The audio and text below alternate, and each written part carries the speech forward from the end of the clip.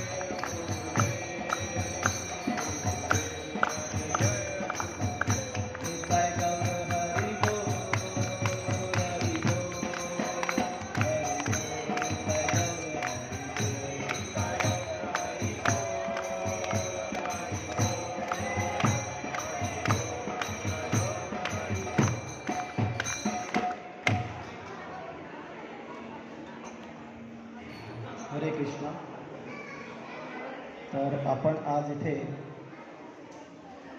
भगवद्गीतेतल्या 3ऱ्या अध्यायातला 9 नंबरचा श्लोक जो आहे त्याच्यावर थोडं त्याच्याविषयी विस्तृतपणे जाणून घेऊया.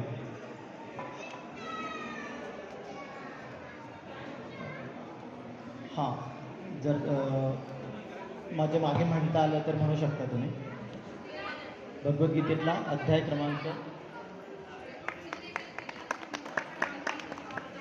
क्रमांक 3 कर्मयोग ज्याचं नाव आहे त्याच्यातला श्लोक क्रमांक 9. यज्ञार्थात कर्मणोऽन्यत्र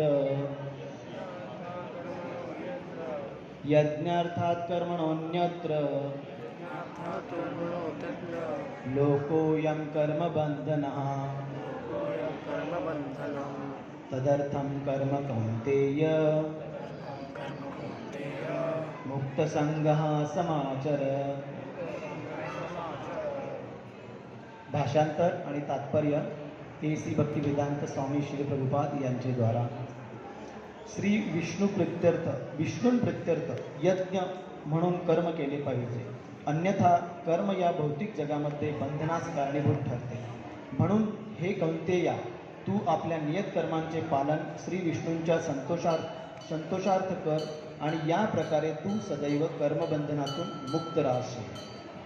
तात्पर्य: केवळ शरीराच्या निर्वाहाकरिता देखील मनुष्याला कर्म करावे लागत असल्याने विशिष्ट सामाजिक स्थिती आणि गुणवत्ता यांच्या विहित कर्मांची रचना अशी आहे की ज्यामुळे तो हेतूही साध्य होतो.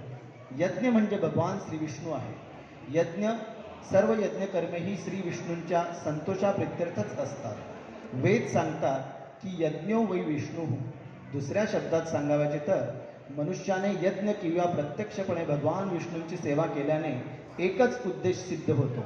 म्हणून या श्लोकात सांगितल्याप्रमाणे कृष्ण भावना हे यज्ञकर्मच आहे.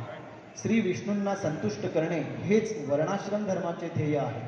वर्णाश्रमाचारवता पुरुषेण परा पुमान विष्णुराराध्यते. विष्णू पुराण 3.8.8. म्हणून मनुष्याने श्री विष्णूंच्या संतोषाप्रित्यर्थ कर्म केले पाहिजे. या भौतिक जगात केलेले इतर कोणतेही कर्म बंधनासच कारणीभूत ठरते, कारण चांगल्या आणि वाईट अशा दोन्ही प्रकारच्या कर्मांना आपापली फळे असतात. त्यामुळे कोणतेही कर्म मनुष्याला बद्धच करते. म्हणून मनुष्याने श्रीकृष्णांना विष्णू यांना संतुष्ट करण्यासाठी कृष्णभावना भावित कर्म करणे आवश्यक आहे. अशा प्रकारचे कर्म करणारा मुक्तावस्थेतच असतो. कर्म करण्याची हीच महान कला आहे. परंतु आरंभी या मार्गामध्ये अत्यंत निपुण मार्गदर्शनाची आवश्यकता असते. म्हणून भगवान श्रीकृष्णांच्या भक्ताच्या निपुण मार्गदर्शनाखाली किंवा साक्षात भगवान श्रीकृष्णांच्या प्रत्यक्ष आदेशानुसार ज्यांच्या मार्गदर्शनाखाली अर्जुनाला कर्म करण्याची संधी मिळाली, मनुष्याने परिश्रमपूर्वक दक्षपणे कर्म केले पाहिजे. इंद्रिय तृप्तीसाठी काहीही न करता सर्व काही केवळ श्रीकृष्णांच्या संतुष्टीकरिताच केले पाहिजे. असे आचरण मनुष्याचे केवळ कर्मबंधनापासूनच रक्षण करते असे नव्हे, तर त्यामुळे त्याची यथावकाश भगवंतांच्या दिव्य प्रेममयी सेवेप्रत उन्नतीही होते. एकमेव अशी सेवाच मनुष्यास भगवद्धामात पोहोचवू शकते.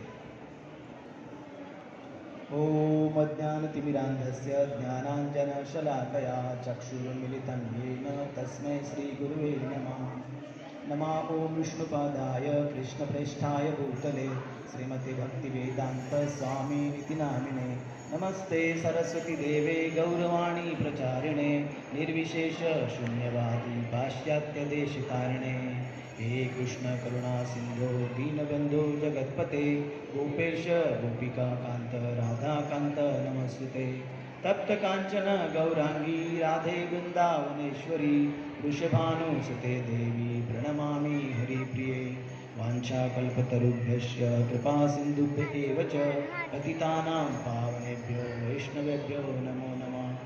जय श्री कृष्ण चैतन्य प्रभो नित्यानंद श्री अद्वैत गदाधर श्रीवासादि गौर भक्तवृंद. हरे कृष्णा कृष्ण कृष्ण हरे हरे हरे राम राम राम हरे हरे. हरे कृष्ण. तर आपण थोडक्यात बघूया की भगवद्गीतेतला अध्याय क्रमांक 3 ज्याचं नाव आहे कर्मयोग, त्यातला 9वा श्लोक. कर्मयोग भगवद्गीतेमध्ये बरेच योग भगवंतांनी अर्जुनाला विश्लेषण करून सांगितले आहे. ज्याच्यामध्ये ज्ञानयोग, तसा हा कर्मयोग, भक्तियोग, बुद्धियोग, त्यापैकी हा कर्मयोग. तर हे तिसरा अध्यायामध्ये जसं अर्जुनाला आता प्रश्न पडला होता की हे भगवंता, मला हे युद्ध करण्यात काही तथ्य वाटत नाही आहे, कारण समोर जे आहेत ते सगळे माझेच भाऊबंद आहेत आणि त्यांना मारणे हे मला काही शक्य होणार नाही असं वाटते. तर मी काय केले पाहिजे, असा प्रश्न भगवंतांसमोर अर्जुनाने केला. त्यामुळे आता भगवंतांनी त्याला कन्व्हिन्स करायला, म्हणजे त्याला सांगितलं की कसं हे कर्म, म्हणजे तू जे हे युद्ध करणार आहे हे पण एक कर्म आहे, कार्य आहे. तर याच्यामध्ये भगवंत त्याला सांगतात की कर्म कसे केले पाहिजे. तर आता हे कर्मयोग जे आहे ना, बाहेरच्या जगामध्ये बऱ्याच लोकांचा कर्मयोगाविषयी गैरसमज आहे. तो आपण जाणून घेऊया. कसं आहे तर की कर्मयोग म्हणजे बरेचशे लोकांना वाटतं की मी जे काही कार्य करतोय दॅट इज माय कर्म, म्हणजे मी ते कर्म करतोय आणि ते करत राहिलं पाहिजे. म्हणजे एखादा खाटीक असेल, तो जे त्याचं कर्म करतोय तो पण म्हणतो मी खूप छान कर्म करतोय.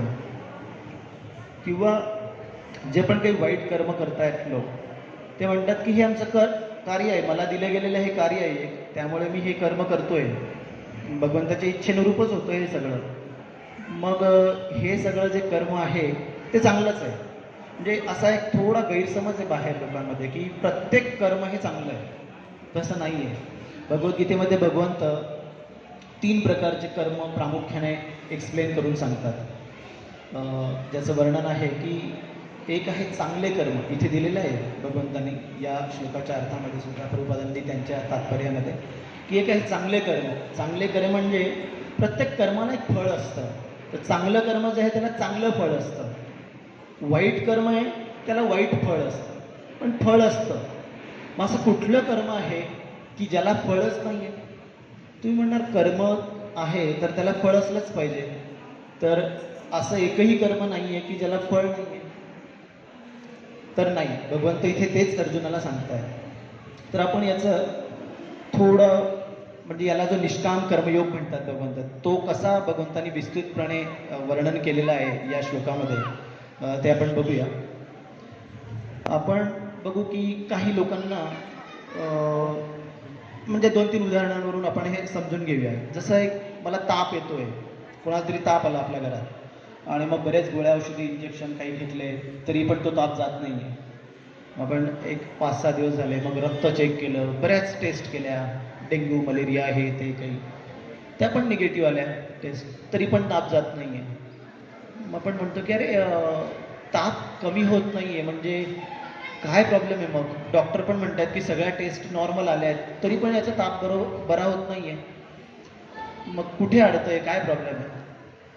तर हे जे आहे, आता आयुर्वेद हे एक शास्त्र आहे, म्हणजे मी एक डॉक्टर आहे त्यामुळे मी तुम्हाला थोडं सांगू शकतो की आयुर्वेद हे एक शास्त्र आहे ज्याच्यामध्ये वेगवेगळे कारणं दिले आहेत. याची कारणं, आजाराची कारणं, आजार हे कशामुळे होतात वगैरे. जसं आयुर्वेदामध्ये आपल्याला नॉर्मली 3 गोष्टी माहिती आहेत, जसं कफ, वात, पित्त, हे कारणं आहेत आजारांचे, वेगवेगळी कारणं आहेत. कफामुळे होतो आजार, किंवा वातामुळे होतो, किंवा पित्तामुळे होतो वगैरे. तर त्याच्यामध्ये एक कर्मविपाश्रय बिमारी हा पण एक पार्ट आहे. म्हणजे स्वतः आयुर्वेद सांगतंय की कर्मविपाश्रय बिमारी हे सुद्धा एक कारण आहे आजाराचं. की काही आजार असे आहेत की जे तुमचं कफवात पित्ताच्या पलीकडे आहे, म्हणजे कर्मामुळे होणार आहेत, आपल्या पूर्वजन्मीचे किंवा याच जन्मीच्या आधीच्या कर्मांचे फळ म्हणून तो ताप आलेला आहे. तर त्याचं कारण, आता जे सगळ्या टेस्ट देखील ज्याच्या करेक्ट आल्या, म्हणजे नॉर्मल आल्या आहेत, अशाच ताप जात नाही पेशंटचं, याच्या मागे काय कारण असू शकेल? की may be that is the case of कर्मविपाश्रय बिमारी. म्हणजे आयुर्वेद सांगतंय ते खोटं नाही आहे. तर आपण असं जाणून घेऊया की कुठल्या कुठल्या भगवद्गीतेमध्ये किंवा प्रभुपादांनी एक पुस्तक लिहिलं आहे ज्याचं नाव आहे नेक्टर ऑफ डिव्होशन, भक्ती रसामृत सिंधू. त्याच्यामध्ये असे वेगवेगळे जे 5 गोष्टींचं वर्णन केलेलं आहे प्रभुपादांनी, की कुठल्या गोष्टी आहेत की ज्या खूप दुःख भोगायला लावतात आपल्यासारख्या मनुष्य योनीला किंवा इतर सगळ्या योनींना, आणि कुठल्या गोष्टी. तर त्या 5 गोष्टी आहेत. एक त्याच्यातलं आहे लिगल इम्प्लिकेशन्स, म्हणजे सारखं म्हणजे माझं काही चुकी नसताना मला सारखं सारखं कोर्ट कचेऱ्या यांच्या फेऱ्या मारायला लागतात. अरे मला कसं तरी या प्रॉपर्टीच्या मॅटरमध्ये अडकवलं गेलं आहे वगैरे वगैरे. असे बऱ्याचशा लोकांच्या जीवनामध्ये अशा गोष्टी येतात की मला हे कोर्ट कचेरी करायला लागतंय सारखं. दुसरी गोष्ट त्यांनी म्हटले की एखादा व्यक्ती जो खूप कुरूप आहे दिसायला, अगली लुक, जो कुरूप आहे दिसायला, ती एक गोष्ट की त्याला ते सफरिंग का मिळाले तर त्याच्या कर्मामुळे आहे. तिसरं आहे की अनएज्युकेटेड म्हणजे असाक्षरता, जो प्रॉपर त्याचं माइंड चालतच नाही आहे साक्षर होण्यामागे, किंवा म्हणतो आपण लिखाई पढाई में उसका मन ही नहीं जमता, तसं तो अनएज्युकेटेडच राहतो. चौथा आहे क्रॉनिक इलनेस म्हणजे जो एखाद्या आजाराने त्याला पछाडलाय आणि तो कंटिन्युअसली महिन्याने वर्षाने वर्ष त्या आजाराच्या अंडर राहतोय, त्या आजारातून तो भोगतोय, ते दुःख भोगतोय. आणि एक पाचवं आहे लो बर्थ म्हणजे ज्याच्यामध्ये एखाद्या व्यक्तीला खूप गरीब परिस्थितीत जन्म घ्यायला लागतो, किंवा एखाद्या घरी जिथे खूप गरिबी आहे अशा ठिकाणी जन्म घ्यायला लागतो. हे जे 5 प्रकार आहेत हे दुःखदायक आहेत खूप. आणि हे का आहेत तर याचं वर्णन प्रभुपाद त्या नेक्टर ऑफ डिव्होशनमध्ये करतात की ह्या गोष्टी ज्या येतात आपल्यावर त्या आपल्याच बॅड कर्म, जे चुकीचे कर्म आहेत त्याच्यामुळे येत आहेत पूर्वजन्माचे. तर हे खूप परफेक्ट म्हणजे हे खूप परफेक्ट आहे त्याला, की त्याच्यावर सोल्युशन देखील भगवंतांनी दिलेलं असतं की त्या कर्माचे, मागच्या जन्मातल्या कर्माचे फळं हे आपण आता उपभोगतो आहे आणि आता ही बॅड ॲक्टिव्हिटीज करतो. पण याच्यामधून हे बंधन आहे आपल्याला. याला काय म्हटलंय बघा या श्लोकामध्ये, यज्ञार्थात कर्मणोन्यत्र लोकोयम कर्मबंधन. म्हणजे यज्ञ म्हणजे काय, भगवंत विष्णू यांचं नाव आहे यज्ञ आहे. तर जर तू जे कार्य करतो हे अर्जुन, तुम्ही जे कार्य करतायत, अर्जुनाला सांगतात पण त्याच्या थ्रू आपल्याला संदेश देतात भगवंत की तुम्ही जे कार्य करतायत ते सगळं मला अर्पण करा. यज्ञ म्हणजे भगवंत विष्णूंना अर्पण करा, म्हणजे त्याला तुम्हाला बंधनात अडकलाय होणार नाही. म्हणजे तुमच्यावर जे बंधनाचे फासे येत आहेत ते नाही येणार, म्हणजे तुम्ही या बंधनात अडकणार नाही. आता बंधन याची पण खूप बॉन्डेज म्हणजे रोप्स जे आहेत, तर त्याच्यात म्हणजे काय, बंधन म्हणजे काय, मला काही गोष्टी करता येत नाहीये. म्हणजे मी एका बॉन्डेजमध्ये अडकलो, मला बऱ्याचशा गोष्टी करता येत नाहीये. बघा ना, आता अनएज्युकेटेड आहे तर त्याला कुठले बोर्ड वाचता येणार नाही, कुठे जायचंय ते काही कळणार नाही. जे तो त्या बंधनात अडकलाय, मला त्याला जायचं इकडे पण वाचता येत नाही समोर काय लिहिले, म्हणून तो दिशा भटकला आहे, त्याला जाता येत नाही. किंवा त्याला लिगल मॅटर्स मधलं एवढं कळत नाही, म्हणून त्याला सारखे चक्रा मारायला लागत आहेत, त्याच्यावर सोल्युशन मिळत नाही. हे बंधन आहे, त्याला पुढे सोल्युशनच मिळत नाही. जसं म्हणजे कुठल्याही योनीमध्ये असतं, जसं आपण बघतो की कुत्रा किंवा बरेचसे पक्षी आहेत, यांनाही बरंच काही बोलायचं असतं, काही सांगायचं असतं, पण त्यांना ते एक प्रकारचं त्यांच्या पूर्वीजन्मीच्या कर्मामुळे त्यांना ते एक प्रकारचं शरीर मिळालं आहे. त्या शरीरात ते बोलू सुद्धा शकत नाही आपल्याशी. कुत्र्याला बोलायचं असतं पण तो भू भू फक्त एवढंच सांगणार, म्हणजे तो बोलूही शकत नाहीये स्पष्ट, त्याचे विचार तो मांडू शकत नाहीये. तर हे कशामुळे की तो कर्म बंधनात अडकलाय, त्या बंधनात अडकल्यामुळे त्याला त्या पर्टिक्युलर टाईपचं शरीर मिळालंय, म्हणून त्याला त्या बंधनात अडकल्यामुळे त्याला बोलता येत नाही. तर असे हे प्राणी देखील बंधनात अडकलेत, आणि आपण मनुष्य प्राणी या निसर्गाचाच एक भाग असल्यामुळे आपणही त्या बंधनात अडकलेलो आहे. या बंधनातून सुटका कशी प्राप्त करून घ्यायची, तर भगवंत अर्जुनाला इथे सांगतात की तू हे जे काही कर्म करणार आहेस ते सगळे यज्ञाला अर्पण कर. यज्ञाला म्हणजे मला, म्हणजे भगवान विष्णूंना अर्पण कर. तर एक कथा सांगतो छोटीशी, ज्याच्यामध्ये नंद महाराज जे भगवंत म्हणजे कृष्णाचे वडील आहेत ते आणि त्यांचा सगळा परिवार हे सगळे एक अंबिका वनमध्ये गेलेले असतात. एक नवरात्रीचा शिवरात्रीचा जो एक शिवरात्री म्हणून जो आपण एक त्योहार आहे, तर त्याला ते फंक्शनसाठी ते गेलेले असतात अंबिका वनमध्ये. आणि तिथं काय होतं की एक मोठ्या प्रकारचा, मी एक शॉर्टकट सांगतो स्टोरी, मोठा असा साप येतो आणि नंद महाराज असे थोडे बाहेर गेलेले असतात नदीकडे, अशी यमुनेकडे, तिकडनं यमुनेतून तो मोठा एक साप येतो आणि तो नंद महाराजांना गिळंकृत करतो. तो गिळतो असं, आणि ते असे जात असतात आतमध्ये त्या तोंडामध्ये, आणि ते थोडं असं बोलतात म्हणजे कृष्णा कृष्णा असं. तर कृष्ण असे खेळत असतात बाजूला आणि त्यांच्या मित्रांबरोबर असे. मग बरेच जण येतात आणि त्यांचे मित्र येतात, बघतात की काय चाललं असं, ते प्रयत्न करतात पण मग ते काही होत नाही अजून. तो आतमध्ये तो खेचतच असतो तो साप जो येतो त्यांना, आणि ते सुटका होत नाही त्यांची. तर मग कृष्णाला कळतं की अरे काहीतरी असं चाललंय, म्हणून कृष्ण येतात आणि त्या सापाच्या अंगावर उडी मारतात आणि त्यांच्या चरणाचा स्पर्श होतो, त्यांच्या पायाचा स्पर्श होतो त्या सापाला आणि तो मुक्त होतात नंद महाराज त्याच्या याच्यातून मुखातून आणि तो साप अगदी असा एक सुंदर देवता म्हणून असा एक प्रकट होतो तिथे असा. तर एक सुंदर देवता बघितल्यावर सगळेजण आश्चर्यचकित होतात, अरे आता हा साप होता आणि हा देवता कसा काय झाला. मग कृष्ण त्याला विचारतात की कोण आहे तुम्ही, एवढे सुंदर देवता आहेत आणि तुम्ही इथे कसं काय साप वगैरे होते. तर मग तो सगळं एक्सप्लेन करून सांगतो, त्याची जी पास्ट डीड्स म्हणजे त्याचे जे पूर्वजन्मीचे कर्म आहेत त्याच्याविषयी तो सांगतो. तो म्हणतो की मी विद्याधर आहे, जसं गंधर्व लोक असतं असे एक 14 प्लॅनेटरी वेगवेगळ्या सिस्टीम्स आहेत, त्याच्यामध्ये गंधर्व लोक असतात, किन्नर लोक असतात, तसं एक विद्याधर लोक पण असतात. तर ते विद्याधर लोक मधला एक मोठा विद्याधर होता तो. विद्याधर म्हणजे खूप हुशार आणि खूप तीव्र बुद्धिमान लोक असतात हे. तर ते जे देवतातला एक प्रकार आहे तो. तर ते विद्याधर आहे म्हणे मी.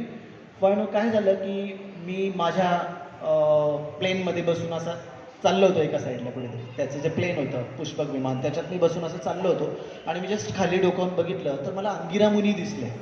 तर अंगिरा मुनी ही थोडे दिसायला असे छान नाही आहेत, थोडे त्यांना दिसताना ते असे एकदम विकृप दिसले असे काय. मग ते थोडं हसायला आलं त्यांना की असं काय दिसतंय किंवा असे. तर ते अंगिरा मुनीवर थोडे हसले विद्याधर आणि म्हणून अंगिरा मुनींनी त्यांना हा शाप दिला होता. बघा ना, त्याचं कर्म छोटंसं होतं, अगदी नकळत घडलेलं, बॅड कर्म म्हणजे चुकीचं कर्म, तरी त्यांना केवढी मोठी शिक्षा मिळाली की त्यांना हा शाप मिळाला अंगिरा मुनींकडून की तू एक सर्प बनून राहशील. आणि हजारो वर्ष तो सापाच्या योनीमध्ये भटकत होता, ज्याला स्वतःचे कुठलेही विचार त्याला स्पष्ट मांडता येत नव्हते. अशा प्रकारे तो साप बनूनच राहत होता आणि त्याला हा उपशाप होता की तू भगवंताचे चरण जेव्हा तुला लागतील तेव्हा तू तुझ्या ओरिजिनल रूपामध्ये प्रकट होशील आणि तेव्हा तुझी सुटका या कर्मबंधनातून, हे जे तू कर्म केले वाईट त्याचं जे बंधन मिळालं तुला सर्पयोनीमध्ये, तर ते बंधन मुक्त केव्हा होशील तू भगवंताच्या चरणाचा तुला स्पर्श झाल्यानंतर. तर आपण समजू शकतो की अशा योनीमध्ये जे असणारे प्रत्येक जीव आहेत वेगवेगळ्या योनीमध्ये, डुक्कर, कुत्रा, मांजर, उंदीर आपण जे बघतो तसंच आपण पण एक जीव आहोत आणि भगवंताचा अंश आहोत. आणि आपण या योनीमध्ये जर भगवंताच्या चरणी आपण कुठलेही आपले कर्म अर्पण करत नसणार आहेत तर आपण मायेच्या चरणीच आपले कर्म अर्पण करतोय. तर इथून आपण अजून बघू शकतो, आपण आतापर्यंत सगळ्या या 5 वाईट गोष्टींचे उदाहरणं घेऊन पुढे जात होतो. आता आपण एक चांगल्या गोष्टी बघूया. याच्या विरुद्ध चांगल्या गोष्टी कुठल्या बरं, म्हणजे वाईट गोष्टी केल्या तर कर्मबंधनात अडकतोय, आपण हे बघितलं आतापर्यंत. आता दुसरं बघूया की चांगल्या गोष्टी करताना कुठल्या चांगल्या गोष्टी, या 5 ज्या गोष्टी बघितल्या आपण त्याच्याच विरुद्धार्थी 5 चांगल्या गोष्टी बघूया. जो कधीही या लिगल इंटिग्रेशन म्हणजे कोर्ट कचेऱ्याच्या याच्यात सापडत नाही, जो एका मोठ्या उच्च घराण्यात जन्माला आलेला आहे, श्रीमंत घराण्यात जन्माला आलेला, ज्याचं एज्युकेशन म्हणजे तो खूप भरपूर शिकलेला आहे, हाय एज्युकेशन, आणि जो दिसायला सुद्धा खूप सुंदर आहे, की जो त्याच्यामध्ये सुंदरता आहे म्हणजे अगली लूक नाही आहे त्याचं, आणि की ज्याला खूप चांगलं शरीर मिळालं आणि तो गुड हेल्थ आहे त्याचा, म्हणजे तो आजारी नाही आहे अजिबात. ह्या 5 गोष्टी त्याच्या विरुद्ध आहेत. तो चांगला आहे कारण त्याने खूप चांगले कर्म केलेले असणार आहेत त्या व्यक्तीने, म्हणून त्याला या सगळ्या चांगल्या गोष्टी मिळाल्या आहेत आज. पण मग आपण म्हणणार की अरे ह्या चांगल्या गोष्टी मिळाल्या म्हणजे मग तो चांगला, मग त्याचे कर्म चांगले होते म्हणजे मग असेच कर्म करत राहायचं म्हणजे चांगलं होणार आपलं. पण हे चांगलं आहे का? हो चांगलं आहे. आपल्याला बऱ्याच जणांना हे चांगलं वाटतं. ह्या इथंच गैरसमज आहे कर्म योगाविषयी, की मी जे चांगले कर्म करतोय त्याचं मला चांगलं कर्मफळ मिळतंय, मग मी हे करत राहिलं पाहिजे. नाही. तर याच्याविषयी भगवंत इथे म्हणतायत की आपल्याला चांगले कर्म केल्यामुळे काय होतं की त्याचं फळ मिळणार आहे आता चांगलं.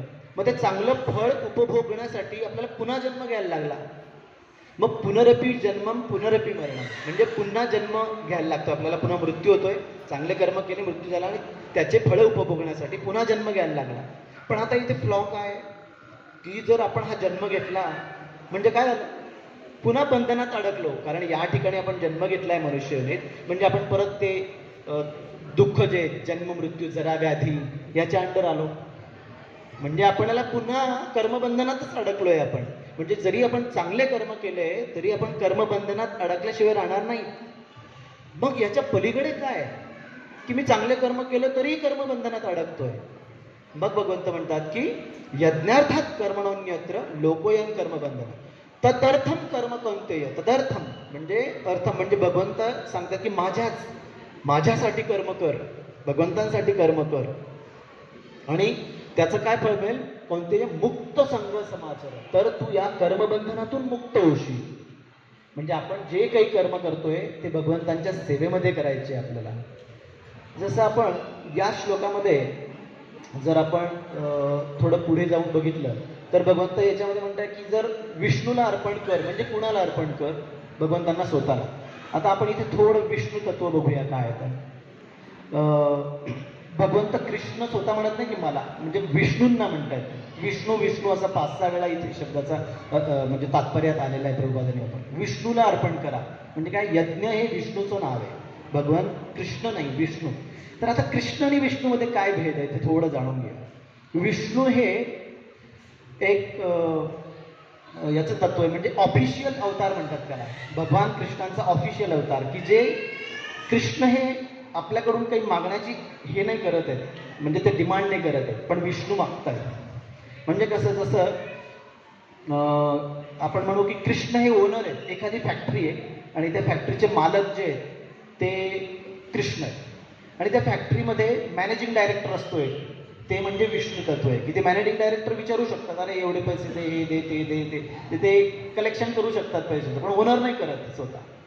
ओनर तसे कृष्ण आहेत की ते खाली येऊन वेगवेगळे अवतार घेऊन आपल्या गोप गोपींसमोर ते त्यांच्यासोबत राहतात, खेळतात, बासरी वाजवतात, एन्जॉय करतात आणि त्यांच्या भक्तांबरोबर ते त्यांचं पूर्ण लीला करत असतात. पण विष्णू नाही आहेत. विष्णू हे टॅक्स कलेक्टर आहेत, म्हणजे ते मागतात. आणि यज्ञ जो म्हणतो आपण, जो यज्ञ करतो आपण, यज्ञकुंड असतं ते भगवान विष्णूंचं मुख म्हटलं जातं त्याला, की ते मागतात, मला अर्पण करा. तुम्ही जे काही कर्म करणार आहे त्याचं फळ ते सगळं मला अर्पण करा, म्हणजे तुम्ही कर्मबंधनातून मुक्त होणार. म्हणजे कृष्ण म्हणतात की विष्णूंना अर्पण करा म्हणजे यज्ञाला अर्पण करा. आणि ते विष्णू कसे असतात? ते विष्णूच या सृष्टीची निर्माण करतात, जीवांना त्या सृष्टीमध्ये जन्म देतात, एक प्रत्येक योनी बनवतात, 84 लक्ष योनी. आणि त्या प्रत्येक अणु आणि रेणूमध्ये सुद्धा विष्णू असतात या पृथ्वीमध्ये. आणि प्रत्येक जे जीव आहेत त्यांच्या हृदयामध्ये परमात्मा रूपाने देखील विष्णू असतात. म्हणून विष्णूंनीच हे सगळं निर्माण केलंय, विष्णूच आपल्या हृदयात पण स्थित आहेत. म्हणून ते मागू शकतात की मी सगळं निर्माण केलंय, मीच तुम्हाला जन्म दिलाय, मीच तुम्हाला तुमच्या हृदयात आहे, तर तुम्ही मला अर्पण करा सगळं. तसं कृष्ण नाही सांगत आहे. तर असे आपण विष्णूंप्रती सगळे कर्म फळ अर्पित करावेत. म्हणजे काय? आपण असे कर्म केले पाहिजे की जे विष्णूंना, जे भगवंतांना आनंद प्राप्त करून देतात. असे कर्म. काय असे कर्म? आपलं जे डेली रुटीन आहे तेच कर्म, पण ते विष्णू म्हणजे भगवंतांप्रती करायचे. तर जसं आपण एक थोडं उदाहरण घेऊया. एक ड्रायव्हर आणि त्याच्याजवळ लायसन्स नाही आहे आणि तो गाडी चालवतो, तर ते कर्म कसं झालं? म्हणजे तो भीतीने गाडी चालवत असतो. तो सारखा तो बघत असतो पोलीस कुठे नाही ना, म्हणजे तो अशी गाडी चालवतो. तो कर्म कसं करतोय? चुकीचं आहे. ॲक्च्युली ड्रायव्हिंग त्याला येते, तो ड्रायव्हिंग करतोय, पण कर्म चुकीचं करतोय, म्हणून त्याला मनात सारखी भीती असते. म्हणजे आपल्याही जीवनात असेच बरेच प्रसंग येतात की काही चुकीचं आपण जेव्हा कर्म करतोय तर आपल्याला भीती वाटत असते. ॲक्च्युली ते चुकीचं आहे म्हणून आपल्याला भीती वाटत असते. तर चुकीचे कर्म चुकीचं फळ, चांगले कर्म चांगले फळ. पण जे कर्म भगवंतांप्रती करतोय आपण, भगवंतांच्या आनंदासाठी, त्यांच्या संतोषासाठी करतोय, त्या कर्माला फळ नाही आहे, तर आपण त्या कर्मबंधनातून मुक्त होणार आहेत असं भगवंत सांगतायत अर्जुनाला. म्हणजे आपण बघू शकतो 2 गोष्टी, की अर्जुन हा भगवंतांचे आदेशांचं पालन करत युद्ध करत होता, बरोबर. आणि त्याच ठिकाणी दुर्योधन भगवंतांच्या आदेशाचं पालन नव्हता करत. दुर्योधन हा त्याच्या इच्छेमुळे, त्याच्या स्वार्थापोटी युद्ध करत होता. तसं आपण जे पण काही कर्म करतोय ते जर आपण आपल्या स्वतःच्या इंद्रिय तृप्तीसाठी, आपल्या स्वार्थासाठी करत असेल तर आपण कर्मबंधनात 100% अडकणार. पण तेच कर्म जर आपण भगवंतांना अर्पण केलं आणि त्याचं फळ भगवंतांना अर्पण केलं, भगवंतांच्या संतोषासाठी जर आपण ते कर्म केलं तर आपण कर्मबंधनात अडकत नाही. त्याचे बरेचसे उदाहरण आणि प्रॅक्टिकल ॲप्लिकेशन आपण पुढच्या 1-5-10 मिनिटात बघू. तर आता इथे कृष्ण सांगतायत की याच्यामध्ये तात्पर्यामध्ये श्रील प्रभुपाद यांनी वर्णन केलंय की जे चातुर्वर्ण मयान सृष्टम म्हणतात, भगवंत म्हणतात की हे जी सृष्टी आहे, या सृष्टीची निर्माण कसं केलंय भगवंतांनी, 4 वर्ण आणि आश्रम याच्यामध्ये केलेली आहे. ते वर्णाश्रम काय आहेत? वर्ण म्हणजे 4 वर्ण आपण म्हणतो की ब्राह्मण, क्षत्रिय, वैश्य आणि शूद्र हे 4 वर्ण आहेत. आणि आश्रम जे आहेत त्याच्यामध्ये 4 आश्रम म्हणजे ब्रह्मचारी आश्रम, गृहस्थ आश्रम, एक वानप्रस्थ आश्रम आणि एक संन्यास आश्रम. तर हे जे भगवंतांनी वर्णन केलेल्याप्रमाणे की ही संपूर्ण सृष्टी जी आहे ती वर्ण आश्रमाच्या अंडर काम करते. आणि वर्णाश्रम इतके सुंदरपणे भगवंतांनी डिझाईन केले की आपण जर त्याच्यानुसार कर्म केले, म्हणजे कसे, वर्ण आणि आश्रमानुसार म्हणजे कसे, जसं ब्राह्मण वर्णाचा एक व्यक्ती कोणीतरी, म्हणजे आपला वर्ण जो आहे आपण ओळखला पाहिजे. कशावरून ओळखायचा? की जो आपली नॅचरल प्रोपेन्सिटी, म्हणजे ज्याला म्हणतात नैसर्गिक कल माझा कशाकडे आहे. म्हणजे मला एज्युकेशन खूप आवडतंय, मग मी वेगवेगळ्या डिग्री घेतोय, मी पास होतोय, शिक्षणात मी खूप तरबेज झालो, तसं शास्त्रांचं पण मी करतोय व्यवस्थित आणि समजून घेतोय, तर तो ब्राह्मण आहे. म्हणजे जो शास्त्रांचं व्यवस्थित अध्ययन करू शकतोय, जो एज्युकेशन चांगलं घेऊ शकतोय आणि एज्युकेशन देऊही शकतोय, तर तो ब्राह्मण आहे. ते समजून घ्यावं त्याला. एखादा व्यक्ती जो मिलिटरीत जातोय आणि खूप छानपैकी तो व्यायाम करू शकतोय, कुस्ती खेळू शकतोय, मारू शकतोय, म्हणजे तो संरक्षण करू शकतो लोकांचं, म्हणजे तो क्षत्रिय आहे, क्षत्रिय वर्णाचा आहे. असं आपला वर्ण आपल्याला ओळखायचं आहे. तरी भगवंत म्हणतात की या कलियुगामध्ये कसे हे वर्ण डिफाईन होतात की गुणकर्म विभागशः. पूर्वी वेदिक जर आपण बघितलं तर तिथे खूप व्यवस्थित घडलेले होते हे 4 वर्ण आणि आश्रम. पण आता कलियुगामध्ये काय झालंय, कुणी काही करतो. बघा ना, फॉर एक्झाम्पल एखादा व्यक्ती खूप मस्त शिकतो, इंजिनिअरिंग खूप मोठी किंवा मला इंजिनिअर नाही म्हणायचं, पण कुठलीही डिग्री खूप मोठी मिळवतो आणि काय करतो अल्टिमेटली, फॉरेनमध्ये जाऊन किंवा आपल्या इथे कुठेतरी एखाद्या कंपनीचा नोकर बनतो. म्हणजे तो एवढा मोठा उच्च शिक्षण घेतलंय त्याने, पण तो नोकर बनला एक ठिकाणी. नोकर म्हणजे काय, शूद्र, म्हणजे कोणाची तरी चाकरी करतोय, नोकरी. म्हणजे मला त्याच्यावर कोणाला नाव नाही ठेवायचं आपल्याला इथे, पण तो जर त्याच्या गुणानुसार जर शास्त्र समजून घेत असेल तर तो ब्राह्मण आहे, भलेही तो नोकरी करत असेल. तर म्हणून मग नोकरी करायची की नाही, की नाही करायची, पण ती भगवंतांना अर्पण करायची. म्हणजे आपण भगवंताच्या म्हणजे कृष्ण कॉन्शियस असलं पाहिजे आपण. म्हणून प्रभुपाद इथे परत परत स्ट्रेस देतात की तुम्ही कृष्ण कॉन्शियस माइंडने सगळ्या ॲक्टिव्हिटीज करा. तुम्ही जे काही कर्म करताय हे कृष्ण भावना भावित होऊन करा, म्हणजे ते तुम्ही कर्मबंधनात अडकणार नाही. तर याच्यामध्ये शॉर्टकट एक ॲप्लिकेशन सांगतो तुम्हाला. मी बरंच काही अजून होतं आपल्याजवळ, पण आता टाईमाच्या म्हणजे वेळेच्या अभावी आपण थोडं प्रॅक्टिकल ॲप्लिकेशनवर भर देऊया. जसं ही जी मानव समाज जो आहे तो सुद्धा आपण बघितला तर भगवद्गीतेत वर्णन केल्यानुसार जर आपण ब्राह्मण किंवा जो हुशार व्यक्ती आहे त्याला या शरीरामध्ये, हे शरीर जे आहे मानवी समाजाचं एक मोठं शरीर आहे, त्याचं जे ब्राह्मण म्हणजे काय, डोक्याचा भाग, जिथे बुद्धिमत्तेचा जास्त यूज होतोय. दुसरं म्हणजे क्षत्रिय, हे हात, की ज्याच्याने आपण फाईट करू शकतो आणि संरक्षण करू शकतो आपलं. ते हात जे एक क्षत्रिय आहेत आपले.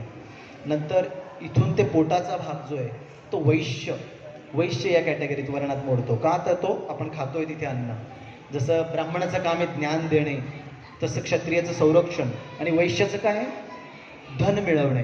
आणि ते धन भगवंताच्या सेवेसाठी किंवा ब्राह्मणांना दान देण्यासाठी किंवा जे क्षुद्र आहेत त्यांना काम देण्यासाठी वापरावे.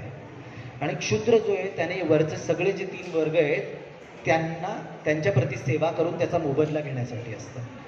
तर जर शूद्र जे हे पाय म्हणजे आपले शूद्र समजले जातात, पायाचा भाग, म्हणजे ते नोकरी करतात, त्या पूर्ण शरीराला चालवतात, ते इकडून तिकडे घेऊन जातात. असं हे शरीराला पण एक 4 वर्णामध्ये विभागलं आहे. भगवंत म्हणतात की 2.47व्या श्लोकात म्हणतात भगवद्गीतेच्या 2ऱ्या अध्यायातल्या की कर्मण्यवाधिकार असते मा फलेषु कदाचन मा कर्मफल हेतुर्भूत मा ते संगोत्स कर्मणे.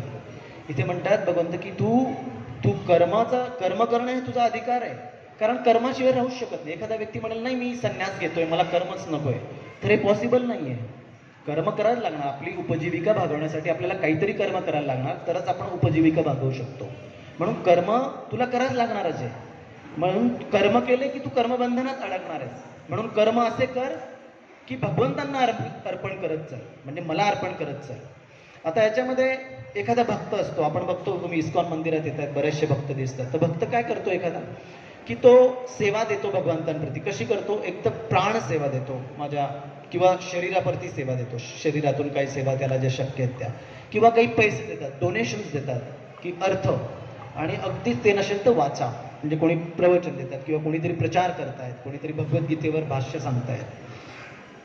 तर भगवंताची प्रेममयी सेवा जी आहे, किंवा भगवंताच्या आनंदासाठी जे काही कर्म केले जातात त्याला आपण अकर्म म्हटलं जातं. अकर्म, की ज्याला फळच नाहीये आणि भगवंत आपल्याला या कर्मबंधनातून मुक्त करू शकतात, असं कर्म म्हणजेच अकर्म. तर इथे आपण प्रॅक्टिकल ॲप्लिकेशनमध्ये बघू एक 4-5 गोष्टी, की आपण काही एकदा प्रभुपादांना एका फॉरेनमध्ये एका व्यक्तीने विचारलं होतं, भगवंत आपल्याला कसं प्रोटेक्शन देतात हे मला सांगायचं तुम्हाला. म्हणजे भगवंत आपल्याला कर्मबंधनातून पण मुक्त करून घेऊन जाऊ शकतात, म्हणजे वैकुंठात जिथे दुःखच नाही अशा ठिकाणी घेऊन जाऊ शकतात. हे भगवंत आपल्याला कसं प्रोटेक्शन देतात ते मला सांगायचं होतं. तर प्रभुपादांना एका व्यक्तीने विचारलं की तुमच्या हे जे भक्त आहेत त्यांच्या गळ्यात हे कंठीमाळ काय आहे, हे काय बांधलं, म्हणजे कशामुळे घातलंय त्यांनी हे. तर प्रभुपादांनी एकदम त्याला लगेचच उत्तर दिलं की तुमचा हा कुत्रा आहे, त्याला हे कॉलर का लावलंय, हे ते रोप का बांधलंय, कॉलर का आहे त्याला अशी ह्या कुत्र्याला. तर ते म्हणतात की हा माझा, म्हणजे कशासाठी आहे त्यांनी एक्सप्लेन करून सांगितलं प्रभुपादांनी, की हा कुत्रा जर कुठेही स्ट्रीटवर, कुठेही रस्त्यावर जर असेल तर काय होतंय की त्याने जर काही केलं असेल तर त्याला कोणीही हात लावत नाही, किंवा पोलीसही त्याला करू शकणार नाही. का तर हा कोणीतरी मालक आहे याचा. त्या कॉलरवरून काय ओळखलं जातं की या कुत्र्याचा कोणीतरी मालक आहे. मालक आहे असल्यामुळे त्याला डायरेक्ट घेऊन जाण्याची परमिशन नाही आहे तिथे, तर त्याला कोणी हात पण लावू शकणार. त्याने जे चुका केल्या त्याचं त्याला फळ मिळेल, पण ते आत्ता काय कॉलर असल्यामुळे त्याला प्रोटेक्शन मिळालं, मालकाचं प्रोटेक्शन मिळालं त्या कॉलरमुळे. मग प्रभुपाद तसंच म्हणतात की ही कॉलर आहे आमची, सगळ्या जे डिवोटींची ती आमची ही कॉलर आहे, ही तुळशी माळ आहे, कंठी माळ म्हणतात याला. जर आम्ही काही चुकीचे करत असणार आहेत तर त्याच्यापासून आमचं प्रोटेक्शन होतं. भगवंत आम्ही याला सरेंडर आहोत. चुकीचे कर्म म्हणजे काही जे आपण, कर्म म्हणजे काय, आपण खाणे हे देखील एक कर्म आहे. तर आपण काहीतरी चुकीचं खात नाही आहेत यासाठी प्रोटेक्शन आहे. तर भगवंताने आपल्याला एक प्रोटेक्शन दिलेलं आहे. तर आपण थोडे प्रॅक्टिकल गोष्टीकडे वळूया. थोडं मी घाई करतोय कारण पूर्ण पॉईंट सगळे कव्हर होणार नाहीत, 5 मिनिटंच आहेत. आता आपण दिनचर्या बघूया आपली. एखाद्याची दिनचर्या कशी असली पाहिजे. तुम्ही आतापर्यंत म्हणतायत की कर्म अकर्म करा, अकर्म करा. मग काय आहे ते कर्म? मी तर माझं डेली रुटीन आहे, मी सकाळी उठतो, आंघोळ करतो, सगळं आवरून माझं झाल्यावर मी खातो, नाश्ता घेतो, ऑफिसला जातो, ऑफिसमध्ये 8 तास जॉब करतो, घरी येतो आणि वगैरे वगैरे. हे जे रुटीन आहे माझं, म्हणजे अकर्म कुठे करायला माझं संधी आहे. तर याच सगळ्या ज्या गोष्टी आहेत डेली रुटीन आपलं, ह्यालाच अकर्मामध्ये आपल्याला फक्त डोटेल म्हणतात याला इंग्लिशमध्ये. मला फक्त माझ्या कर्म जे आहेत ते सगळे अकर्माच्या साईडने न्यायचे. म्हणजे काय, भगवंताच्या म्हणजे कृष्ण भावने भावेत असताना आपण हे सगळे कर्म करायचे. कसे, की मी जेव्हा उठतोय तेव्हा भगवंताचं नाव घेतलं पाहिजे. म्हणजे म्हणायचं आहे मला की उठतानाच मी महामंत्राचं चांटिंग करणार आहे. म्हणा हरे कृष्णा कृष्णा कृष्णा हरे हरे, हरे राम राम राम हरे हरे. म्हणजे आपण सकाळी उठताना भगवंताचं नाव घेऊन उठणार, म्हणजे ती कॉन्शियसनेस एक तयार झाली. भगवंत काय बघतात, अरे उठताना पासून माझं नाव घेतोय. नंतर आपण आंघोळ करतो, आंघोळ करताना मी काहीतरी एखादं लेक्चर लावून थांबेल, एखादं प्रवचन लावून किंवा कीर्तन लावून, काहीच नाही तर, आणि मी कीर्तन म्हणत आंघोळ करेन. म्हणजे माझं आंघोळ हे कर्म कृष्ण भावना भावित झालं. बरोबर आहे की नाही? ह्या सगळे कर्म जे कृष्ण भावना भावित करायचे. मग मी उठून मी नाश्ता खाणार आहे, तर नाश्ता करताना मी ज्याच्यामध्ये भगवंतांनी सांगितल्याप्रमाणे पत्रम पुष्पम फलम तोयम वामे भक्त्या प्रयच्छति, म्हणजे मला पत्र पुष्प फल तोय अशा गोष्टींनी बनवलेला जो प्रसाद आहे तो मला ऑफर करा. नैवेद्य दाखवतो आपण, तसं नैवेद्य दाखवायचं आहे भगवंतांना. त्या भगवंतांना अर्पण केलेलं जे अन्न आहे ते आपण ग्रहण करणार, ते आपण खाणार आहे. म्हणजे भगवंताचं उच्छिष्ट अन्न आहे. कारण भगवंतांनी त्यातून सगळे जे तुमचे कर्म होते जे काही ते सगळे काढून घेतले आणि तुम्हाला शुद्ध प्रसाद म्हणून परत दिलेला आहे. तर त्या प्रसादाचं सेवन करायचं. म्हणजे खाणे हे कर्म आहे, पण मी त्या कर्माच्या बंधनात अडकणार नाहीये. जरी व्हेजिटेरियन खाणं खातोय मी, तरी ते कर्मबंधनात अडकणार आहे मी. तर मी भगवंतांना अर्पण केलेला प्रसाद खातोय म्हणजे मी कर्मबंधनात अडकणार नाहीये. तर तो प्रसाद खाल्ला. त्यानंतर मी तयारी केली, मी मेकअप करतोय. मी मेकअप करताना काय करतोय, मेकअप म्हणजे मी तिलक लावतोय ना, तिलक लावू शकतो. भगवंताचे चरण आहेत, हे विष्णूंचे चरण आहेत, ही तुलसी आहे. तर मी तिलक लावतोय, माझा मेकअप करतोय. मेकअप करताना फक्त सगळा मेकअप केल्यानंतर तुलसी पत्र आणि भगवंताचे चरण आपण आपल्या शरीरावर पण असे 13 ठिकाणी आपण तिलक काढू शकतो. म्हणजे तो मेकअप हा सुद्धा भगवंतांप्रती आपण अर्पण केला. नंतर आपण ऑफिसला जातोय, तर ऑफिसमध्ये आपण प्रॉपर निष्ठेने काम करणे आणि प्रामाणिकपणे काम करणे हे देखील तेवढंच महत्त्वाचं आहे. जर आपण कोणाला फसवतोय आणि तसं काम करतोय पैशासाठी किंवा असं, तर ते योग्य नाही आहे, ते वाईट कर्म आहे. आपण प्रामाणिकपणे काम करणे आणि निष्ठेने काम करणे, याला भगवंत म्हणतात की तू ते जे तुझं कर्म आहे ते मलाच अर्पण करतोय असं समज. का तर कारण अंती जेव्हा महिना झाला की पगार येणार, त्यावेळेस भगवंतांसाठीच आपण बनवतोय ना. घरामध्ये मी प्रसादासाठी पैसे वापरतोय, भगवंतांना अर्पण करतोय. माझ्यासाठी कपडे घेतोय, म्हणजे मला आलेल्या पैशातून मी कपडे घेतोय, ते सुद्धा म्हणजे मी जे पैसे खर्च करतोय ते भगवंतांच्या सेवेसाठी करतोय. मग मी जे कपडे परिधान करतोय त्यात धोती आणि कुर्ता पण इन्क्लूड आहे. भलाही मी माझ्या ऑफिसच्या ठिकाणी वेगळे कपडे घालत असणार, पण जेव्हा मंदिरात येतो, आता आपण मंदिरातलं बघूया, थोडक्यात घेतो मी परत. मंदिरामध्ये कशा गोष्टी आहेत की मंदिरात येताना तुम्ही इथे भगवंतांचं दर्शन घेणे, भगवंतांसाठी हार तयार करणे. कुणाला जी कला चांगली येते, ज्याला हार बनवता येत आहेत, त्यांनी हार बनवण्याची सेवा भगवंतांसाठी करू शकता. ज्यांना कोणाला व्यवस्थित स्वयंपाक करता येतोय, त्यांनी स्वयंपाकाची म्हणजे प्रसाद तयार करण्याची सेवा घेऊ शकता. किंवा म्हणजे भगवंताचे जे भक्त आहेत, जे रांगेत उभे आहेत प्रसादासाठी, त्यांना वाढण्याची सेवा करू शकतात.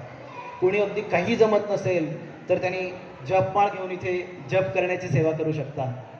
किंवा कोणाला अगदीच काही नाही आहे तर तो प्रसादाच्या रांगेत उभं राहून प्रसाद घेणे आणि प्रसाद ग्रहण करणे हे कर्म करू शकतो, जे अकर्म आहे, जे भगवंतांप्रती चांगली सेवा आहे.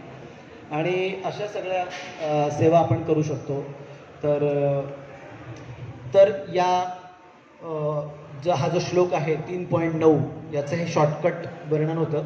बरंचसं काही होतं, पण मी थोडं वेळेच्या अभावी थोडं कटिंग शॉर्ट केलं सगळ्या गोष्टी ज्या आहेत त्या. तर एकच भगवंतांना सांगायचं होतं की तू जे काही कर्म आहे अर्जुना, ते मला अर्पण कर. आणि बघा, आपण बघतो की अर्जुनाने भगवंतांच्या सांगण्याप्रमाणेच हे सगळे कामं केले, बरोबर आहे. आणि भगवंतांच्या आदेशानुसार त्याने युद्ध केलं आणि युद्धामध्ये निपुणतेने युद्ध करून युद्ध तो जिंकला, कारण भगवंताचा त्याला पूर्ण साथ होती, आशीर्वाद होता. तर इथेच मी थोडा विराम देतो आजच्या प्रवचनाला. आणि कोणाला काही प्रश्न असतील तर 2 मिनिटात घेऊया, किंवा आता दर्शन उघडेलच, आपण त्याच्याकडे वळूया. ठीक आहे, कोणाला काही प्रश्न असेल तर विचारू शकतो. हे चुकीचं कर्म. आपण मगाशी सापाचं उदाहरण बघितलं, त्याने अंगिरा मुनींवर हसला होता, हे चुकीचं कर्म केलं ना. वाईट कर्म केले तर बंधन येणार आहे, म्हणून त्याला जन्म मिळाला सापाचा. जर आपण बघा ना, कॉमन सेन्स, आपण समजा मला खूप गुलाबजाम आवडत आहेत म्हणून मी खूप गुलाबजाम खाल्ले. गुलाबजाम खाणं हे चांगलं कर्म आहे. मी गुलाबजाम 4-5 खाल्ले, नाही मला खूप आवडतात म्हणून मी 10 गुलाबजाम खाल्ले. कर्म केलं तू, पण आता त्याचं फळ काय मिळणार आहे तुला? दुसऱ्या दिवशी जुलाब होऊ शकतात, बरोबर. कर्म मी केलं छान, पण त्याचं फळ कसं आहे, वाईटही मिळू शकतं, चांगलंही मिळू शकतं. म्हणजे त्या बंधनात अडकलो ना मी, मला ते सफर व्हायला लागेल. तर याला कर्मबंधन म्हणतो आपण.